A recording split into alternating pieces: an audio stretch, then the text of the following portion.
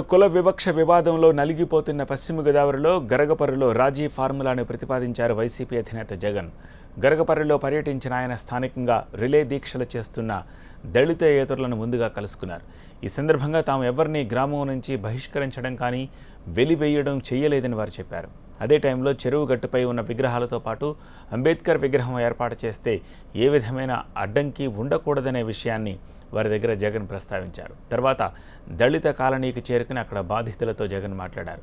గ్రామంలో శాంతియుత వాతావరణం నెలకొనే విధంగా రెండు వర్గాల వారు అవసరమైతే ఒక మెట్టు దిగాల్సిన అవసరం ఉందన్నారు. ఇందుకోసం వైసీపీ జిల్లా అధ్యక్షుడు ఆళ్ల నాని, సర్రాజు, మోషన్ రాజులతో ఓ కమిటీ ఏర్పాటు చేస్తున్నట్లు చెప్పారు.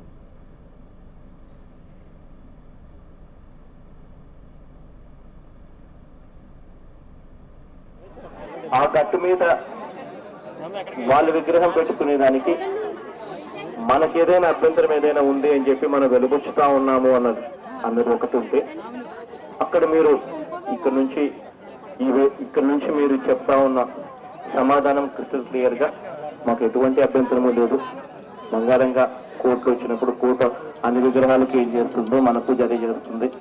వాళ్ళ విగ్రహం పెట్టుకోమని చెప్పండి, బంగారంగా మేము కూడా అక్కడికి వచ్చి ఆ మహాన్ భావునికి మేము కూడా పూలు వేస్తామని కూడా అందరూ కూడా చెప్తా ఉన్నారు.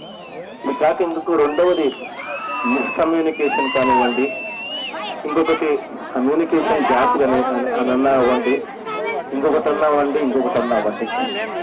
ప్రధానంగా వాళ్ళు చెప్తా ఉన్న ఇంకొకటి ప్రధానంగా ఏంటంటే వాళ్ళతో మాట్లాడుతూ నిర్మాణాలు ఇస్తాము.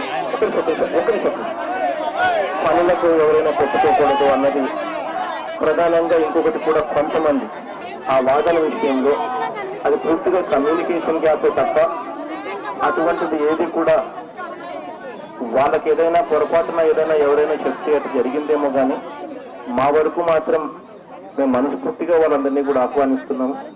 నిజంగానే అటువంటి తప్పులు ఏదైనా ఒకరో ఇద్దరు పొరపాటున ఏదైనా చేసి ఉంటే వాళ్ళ వరకు ఎంక్వైరీలు చేసుకుని ఎంక్వైరీల ప్రకారం చేసుకోండి.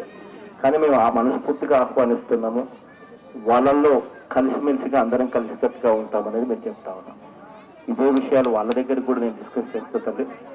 మొత్తానికి ఏమో తల్లి, అందరం ఒకటే ఊళ్ళో ఉన్నాం, అందరూ ఒకరు చూసుకోవాల్సిన వాళ్ళమే.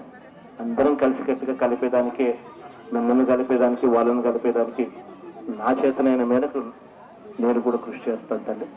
అందరికీ కూడా న్యాయం జరిగేట్టుగా కృషి చేస్తాను.